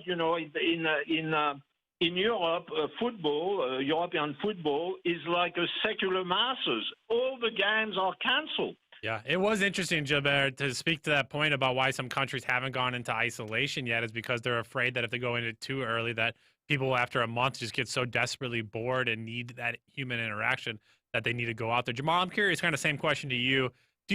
I'm so cynical towards this because you always think like, oh, finally, people will finally realize, finally need these things. I guess kind of what's your take on it? It's an opening moment here for the Bernie Sanders, others of the world, or do you think this will be lost to the annals of history? It depends on how bad things get. That's what it basically boils down to. Usually you get change when things get so overwhelmingly bad that people can't get into this kind of ideological framework of things. They, like the real material concerns, actually bite into them in this way that they can't just kind of turn a blind eye to. It's kind of like the civil rights movement or the workers' rights movement or the suffrage movement. It's like you get to almost like a melting point. The catch becomes, is this it? And again, I think a lot of this has to depend on how bad things get. If you get this kind of perfect storm where the market is collapsing, where healthcare is collapsing, people start losing their jobs, they get evicted from the house. Like, if you get this kind of cascading issue of problems, then yeah, I think that people are going to have some notion that the government needs to have some response to it. And so maybe, like you said, I'm cynical about this stuff. I've watched people get killed every day in these kind of mass shootings, and politicians still come out saying, yeah, you got to pray more. Got to pray more. So I don't know. We'll see. It depends on how bad it is. That's my answer. Well, let's head to a break. Let's talk more after this about whether or not this could be the death nail there, as Gilbert alluded to, for Donald Trump's re-election efforts. We also have some news here as well that Louisiana is going to push back its election date from April that's coming up here back a few months, and we'll see what this means for Tuesday's upcoming elections here in the Democratic presidential primary. That and much more after this break. Gilbert, thank you so much for joining us.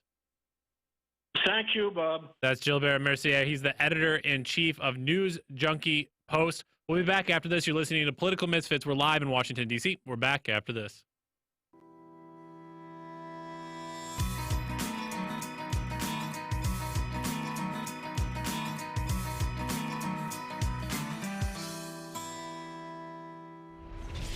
Shooting from the lip. We're taking no prisoners here. Real opinions for real people. Where we bring you people with controversial views, and instead of trying to catch them out, we actually let them expand on their views. What's going on in British politics, European politics, and indeed in world politics as well. And wherever you are, whether you're a UKIP supporter, a Tory, or Labour, everything is in turmoil. John Gaunt. Shooting from the lip. Breaking news, expert analysis, and exclusive stories, all in one place.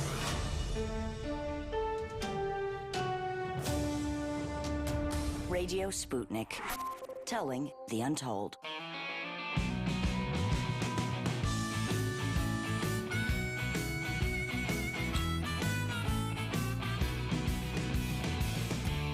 Welcome back to Political Misfits on Radio Sputnik, where we bring you news, politics, and culture without the red and blue treatment. You hear that sound? This is the end of the week. Come at me, bro. If you feel strong, if you feel powerful, and you have something on your chest that you want to get off your chest, feel free to call in to go at either myself or Bob. The number is 202-521-1320. That's 202-521-1320. Oh, I might step out just to call in. Just to call. I'm riled up. I'm ready to go. Let's do it. I'm going to leave the office so I can call on my cell phone. So the debate that I think we're going to have, Crystal Ball the other day on her show Rising, I like Crystal Ball, and she makes this argument about blue no matter who, effectively saying, look, if you go with this angle of blue no matter who, you effectively lose all of your leverage in the Democratic Party. Now, I was arguing this in 2016, basically saying that calling and saying that you would vote for any random Democrat, regardless of what happens, effectively loses you any influence in that process. African Americans who are claiming, oh, the black vote, the Democrats are just taking me for granted. Yes, because you're voting to the tune of 90% for any random Democrat. The argument of you have nowhere else to go. If you say, yes, you're right, then they can do whatever they want. You're not voting for somebody in an affirmative way. You're voting to keep the other person out. And if you're voting to keep the other person out, I hate to tell you this, the person who takes that spot is still doing things. And oftentimes those things are against your own self-interest. What is the point of voting for Joe Biden if all of these policy proposals that you and even the population itself agree with, Joe Biden doesn't? Meaning, do you get further along by putting in somebody that is against your self-interest because you are terrified of the monsters in the other party? And if you are willing to forego all of the things that you care about, all of your values, all of the things that you think are big policy issues that you strongly, from flesh to bone, agree with, then how can you ever get your policy proposals accomplished if you're willing to vote for things that are not your policy proposals? What reason does the Democratic Party have of listening to you if you will fall for the argument of you have nowhere else to go? Fact of the matter is your power, your strength in the political process increases when you are willing to say, kick rocks. No, I may not have another party to go to, but I can stay home. I can write Bernie Sanders into the vote thing. I can do whatever I want because votes are transactional, and I am giving you this vote with the idea of getting something back in return for this vote. It is not something that you're getting for no reason. It is not something that you are just granted. This is a transactional process. All of those people that want Medicare for all of those people that believe in a Green New Deal, all of those people, and all of those policy proposals, expansion of Social Security, getting rid of student debt, all of these policy proposals. Why would you put somebody in that office that doesn't agree with any of that stuff? Why? And how do you get those things if you're willing to put somebody in office that does not agree with those items? How? The notion for blue, no matter who, is the fastest way for you to remain in irrelevance. I've made the argument before. The left has been the politically abused, battered wife of the political spectrum. And every year, slapped, kicked, you sleep with the maid, you go into the bathroom, don't wash your hands and fix the kid a sandwich, and you still turn around and say, okay, we'll vote for him, we'll take him back. At some point, that needs to change. Or you will stay in political irrelevance. As Lawrence O'Donnell said, your power in the electoral process goes up when they believe you will go elsewhere. And you have nowhere else to go argument is just a con. Crystal Ball is right. Like I said, I was arguing this in 2016. And here's the catch. If mainstream Democrat Crystal Ball is at this point, oh, we have potential. Because now you're seeing a movement of people that don't buy into this. Now, if you disagree with me, or Bob, if you disagree with me. You're filibustering right now. How am I going to fight you when you're going to come out swinging here? You got to give me a minute or two. I'm giving people the opportunity to hear my argument on why I strongly feel this way in regards to getting things done. The number is 202-521-1320. If you guys agree, disagree, or somewhere between, go for it, Bob. Well, let me first ask you, who have you been most vocal for running for president over the last year and a half? Just Sanders. Just Sanders. And what party is he running for? What party? Yeah. Democratic Party. He's running for the Democratic Party. There you go. So they say one, as good as it sounds, just to leave the party, there you are supporting somebody running in the Democratic Party the last year and a half. So as much as it sounds good, it's how do you actually go and do it? And you need masses of people to do it. Yes. But people like yourself, here you go, Bernie Sanders running as a Democrat, you were on board again. I was on board for him. But you're on board with the Democratic Party because you ran as a Democrat again. So again, it sounds good in principle. And the other thing that, hold on, you're trying to filibuster me again. Go ahead. Riled up now. You're going to be riled up here. We got a lot of callers on the line, so we'll jump to you guys in a second. I guess that's the one point again here. I think this whole idea is blue no matter who, but yet so many people got behind Sanders again. If you learned anything from 2016, it should have been this Democratic Party will do nothing with us. They want nothing to do with Bernie Sanders. They'll do whatever it does. They'll even put up Joe Biden to be the nominee. The other big problem is it's one thing not to vote, but if everybody just doesn't vote and you don't organize and say collectively we organize this not voting, it doesn't matter. Yeah. And so this idea that people right now, people aren't doing that. Yeah. I mean, we got half of the populace didn't vote in the presidential election, but when the half of the populace didn't say we didn't vote because you guys are horrible and don't represent us, which is why they did it, but everybody just went home and just didn't vote. Yeah. And that's the biggest problem. And so a lot of people that say to those, hey, the Democratic Party, you shouldn't vote for them. What else are we organizing? So you're kind of stuck between a rock and a hard place because it's not like the no votes are out there organizing and making a point. So as much as it sounds good to leave the Democratic Party, you're also leaving it for an abyss. It has to be done with clarity. Let's say it that way. There you I go. agree with you on that. A few calls here. Let's get to it. Nick, thank you for being patient. I know you were on hold before we started fighting Jamarl collectively together. So take it where you wish. Hey, yeah. How's it going, y'all? It's good. It's good. Thanks for calling in. Yeah, I agree both on, the frustration with Bernie not really going strong at Biden on his actual issues. And then as well as being able to walk away. I mean, you don't have to tell him the truth. You can just say, I'm going to walk away. I mean, I think with new media, whether it's Political Misfits, Secular Talk, Humus Report, TYT, if you can organize in the next, day or so, just a big vocal threat that we're willing to unsubscribe to Sanders' emails and move away from the movement if he doesn't hold Biden accountable, or to the DNC and say, we're out. And again, it doesn't have to be the truth. Well, I mean, appreciate the call. Thank you. In Nick. Florida, 6 to 8% of people would vote for Biden. 19% will vote for Trump. These are Sanders supporters that would effectively go to Trump over Joe Biden. We have another caller here. Philip, hopefully I have the boxing gloves on there. I know you want to fight Jamarl. He's got too pretty of a face to hit him bare knuckle, so let's go soft at him here. Oh, can you guys hear me? We can. Thank you for calling in. Oh, yeah. Well, I don't want to be like Bernie, but my good friend Jamarl, Jamarl Thomas, have some disagreements. No, but in all seriousness, I was just listening to the whole blue no matter who thing, and crystal ball and all that, and I agree with the sentiment of it. Yeah. And obviously Lawrence O'Donnell, whatever his name is, brought it up. But my rebuttal to that is, and I am a Bernie bro, although my state hasn't voted yet. Yeah.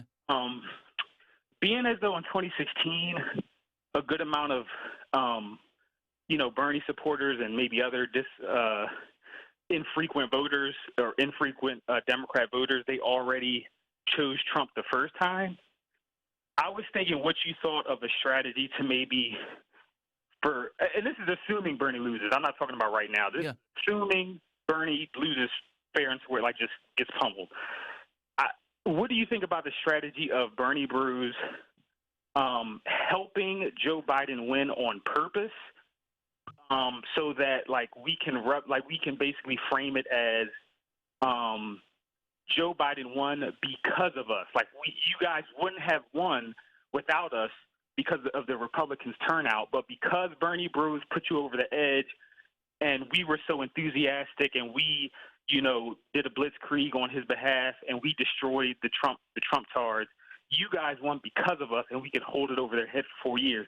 And the only reason I say that is because the Democrats want Trump to win anyway. So, if it's not Biden, so it's a win-win for them. So in this particular case, us doing the same thing, even if it was more people that defected, because I do think it would be more people that did a DemEXIT this time, I still think it wouldn't really have the intended effect because they're going to blame us for the loss either way. Yeah. If Trump does win, Let me ask you No, this. I hear you, Phil. Yeah. Go Yeah, ahead. let me ask you this. So African Americans are they vote Democrat 90% of the time, year after year after year.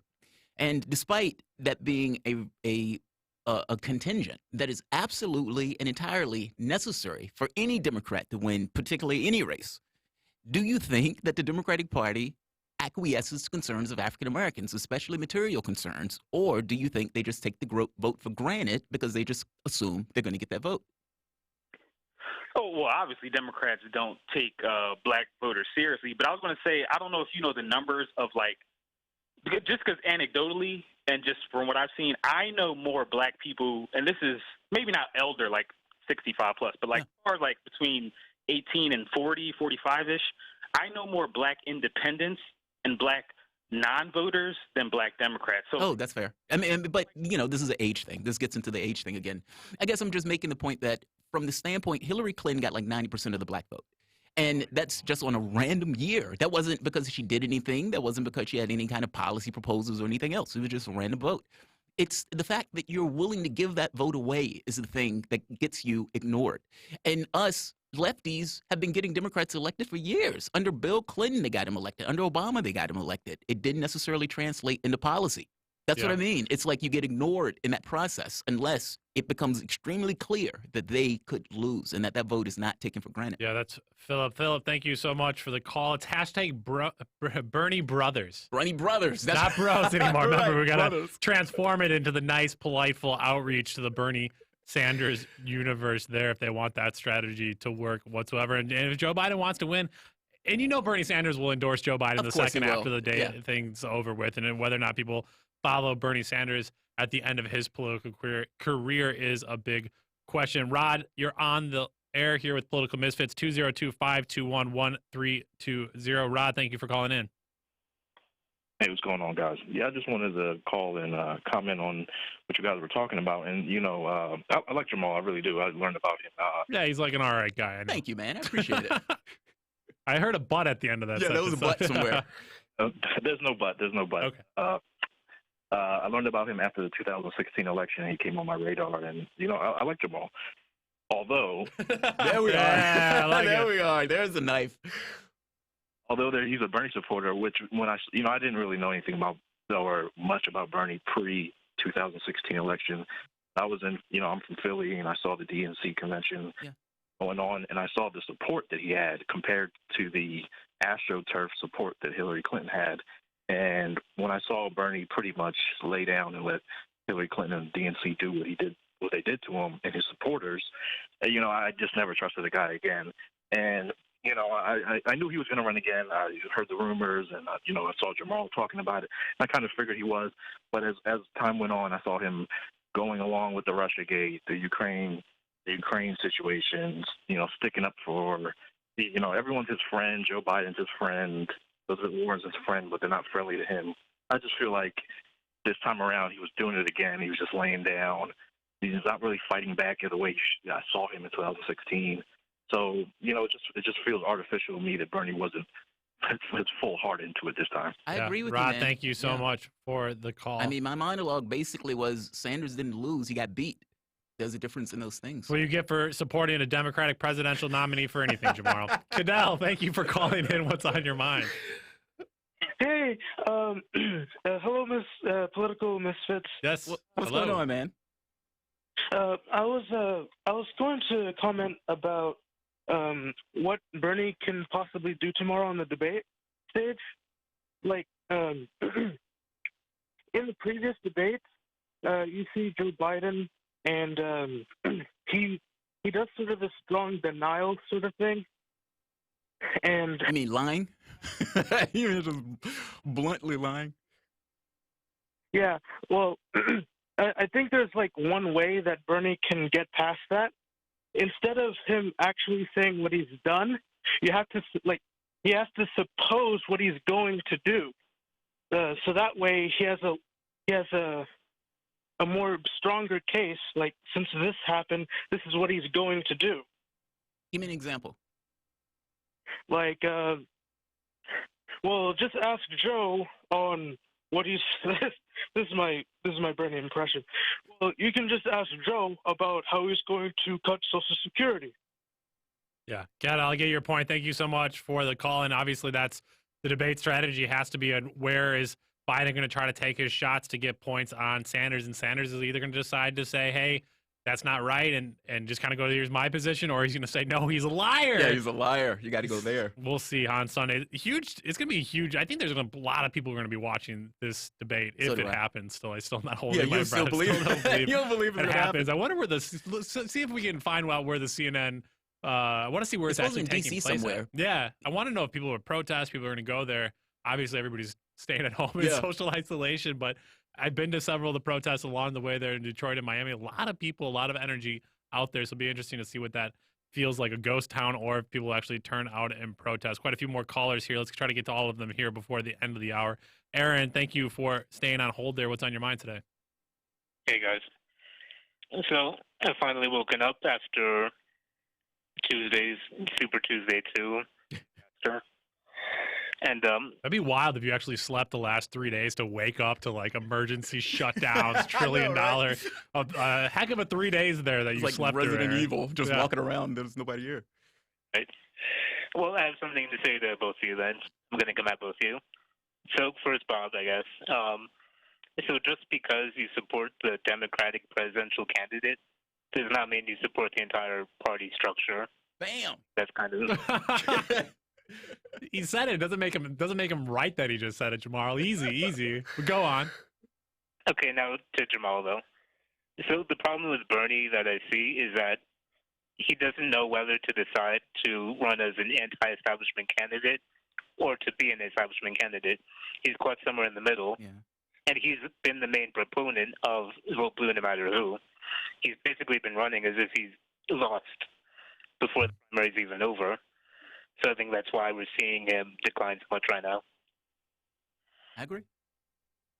I can't even push back on that. I agree. Yeah, Aaron, thank you for calling in. No, people, I try not to jump in and I wanted to, I host a radio show, so it makes it a little hard for me to like critique and talk about the Democratic Party and what they should or shouldn't do because I'm not a Democrat. I wanted to like stress that the last few years. In but fact, I have to, that allows you to talk like from the side of the board where you get a little bit more context sometimes. But by Sanders entering as a Democratic candidate from the get, and if it's about, do you want in November Bernie Sanders to be on the ballot? Yes.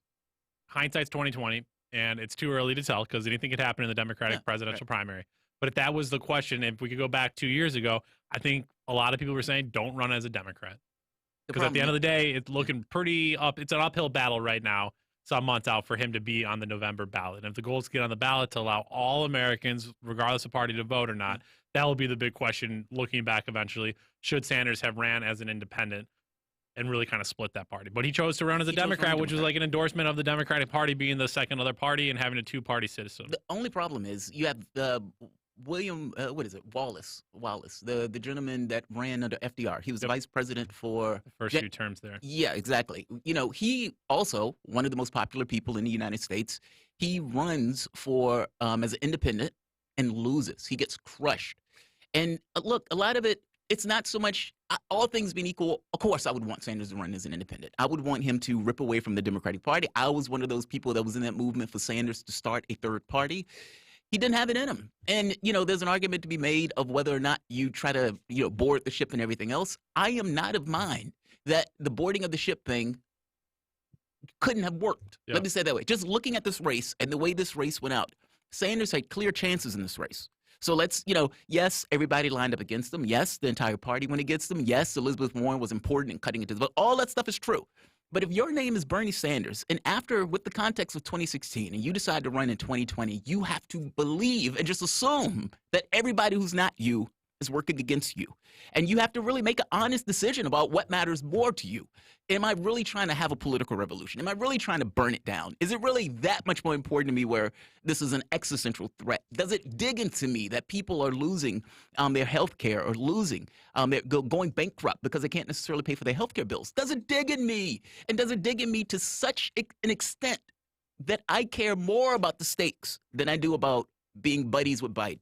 That's where I think the issue is, honestly. I mean, look, he could have went a different route and lost in a different way. And you could be absolutely right, where it didn't matter what he did. But if what we know that he lost predominantly because of the black vote, and if we know that it was because of South Carolina where it changed, then how he ran this race in context of going after Joe Biden, especially after Nevada and that win where everybody kept saying Joe Biden is out of it, Joe Biden is out of it. And if Sanders would have won South Carolina or even came close, this narrative would have been fundamentally different. Like, he had chances. He just would not maximize those chances. What if? And It's maybe the what he should have ifs. I think he, going back just to a quick point on the usage of revolution, should have just been called evolution. Like, he just wants to evolve. It's not like, he's I not don't know trying if to burn it Sanders is trying to down. bring a revolution Yeah. and like a whole different kind of playbook. And if talked to any European about socialism there compared to the United Yeah. States, it definitely was like, this was like a transitional step. We're taking steps back with Biden, I think, in many ways. And so maybe we're going to scare off many people. I want to get to the rest of our callers, but I do want to just briefly mention the last story we had in here. We can circle back to the conversations around Sanders. But earlier this week, the House voted to reauthorize the Foreign Intelligence Surveillance Act after reaching a bipartisan. If you wonder if the Democrats and Republicans are working together on anything in Washington, D.C., it's on spying on you. The measure was renewed with a bipartisan vote of 278 to 136. The bill will extend 3 expiring tools like the FBI's ability to get FISA court orders for a business records deemed relevant to a national security investigation, while ending legal authority for an expansive, dysfunctional, and defunct NSA system that had allowed counterterrorism analysts to swiftly access logs of American phone calls. Jamarl, the part on the NSA collecting mass phone calls, one of the biggest problems they had was that the telecommunication companies in the United States were collecting too much. And basically they were like, yo, we can't legally collect all of this. And at first the NSA was actually like pulling in the data. And then they were just like, telephone companies, you guys keep it. We'll let you know if we need it. And so they were just collecting everything on everybody. Big shout out to Edward Snowden for revealing this. And yet Edward Snowden, some years later, can't return to his home country of birth. But yet here we are reauthorizing the things that he showed us was illegal and showing how the United States spied on citizens around the world as well as our own populace. So big shout out to Edward Snowden, Chelsea Manning, and all the other whistleblowers out there. So that being said, we got a few more minutes left here. I want to get back to our callers. Without you, we wouldn't have a show. So big thank you for all of you. I see Killian, Tyrese, and Diana. Also, I'll get be to sure you to in like that the order. video, just so we're clear. And like the video. We do need you to share this with others to keep right. us on the air. There Keep we us go. on We're the not air. there yet. We got to keep going. Killian, thank you for being one of our regular callers. What do you want to talk about today?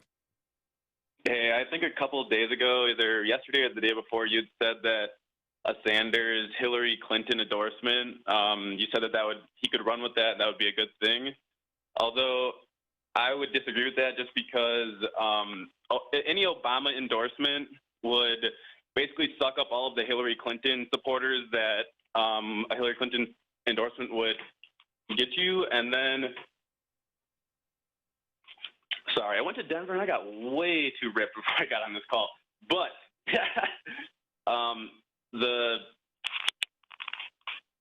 I think my mind just went blank. All right, we're going to leave it there for you. now. That was one point. Yeah. That was a great point to bring up. Basically- Thank you for calling in. To give a little context, yesterday we were having this conversation about whether or not a Hillary Clinton endorsement would help Sanders. I think initially I said no, and then I think I agree with you. Hillary with a Clinton yes. is because endorsement there's- of Biden. No, of Sanders. Would help Sanders. No. Well, An why would endorsement Hillary of- Clinton of- endorse Sanders? Of Sanders, right. Well, because the thought... If or the Sanders was the convers- nominee? Right. If Sanders was the nominee and Clinton came up behind and him. I said, would it help? Yeah, of course it would Yeah. help. It's not going to hurt him. No, it's not going to hurt him. It's going to be various people who are creatures of the party who say, okay.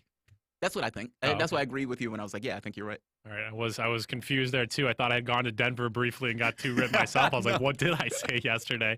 Diana, thank you for your patience. What's happening? Yes, hi. Well, I am the mom of 6 that I called in a few weeks ago. Well, let me let you guys know I am angry. I am with you, Jamarl. I am so angry. Thank you, Diana. Like, yes, you gave us hope, and then you're just ripping it away from us. Like, why would you do that? Why would you not fight hard enough? Stop saying that everyone is your friend. You're not autistic. Knock it the heck off, He's not going to win just because you say he might win. We're not going to fall behind him because we have hope and we see the light, And at the end of the day, I don't think crystal ball goes far enough. I'm not going to vote blue no matter what. That's right.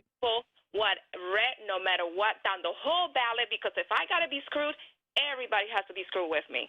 Well, I don't know if I go there. Burn it down. Why not? I hear you. No, it's frustrating. That's a real voice from America. It That's is. angry.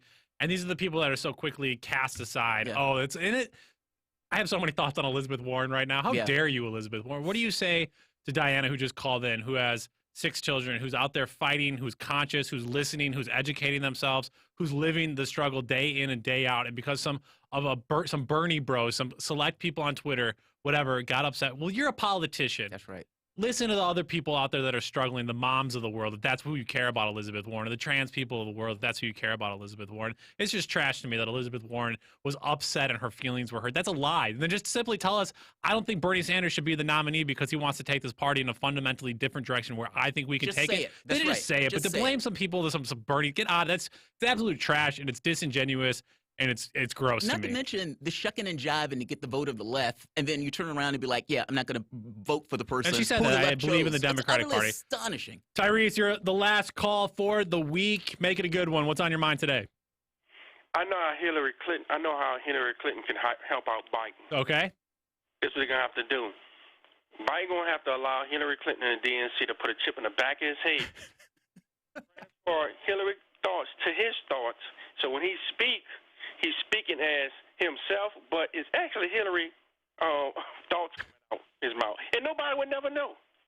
I appreciate the call, Tyrese. Our callers visiting Denver, Colorado this week, apparently. I like it.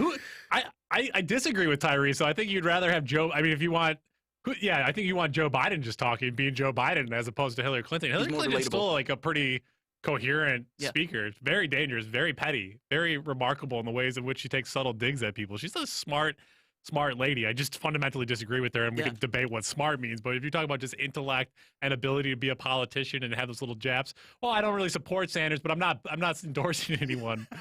She's like still collectively together, so I'd rather take Biden on his own regard. I'm not sure if that's what Tyrese was necessarily meaning, but I think you'd rather take Joe Biden over Hillary Clinton. Yeah. I think his point is Joe Biden is having a hard time, and if Hillary wants to help him, she can put a chip in his back and just kind of, repeat for him.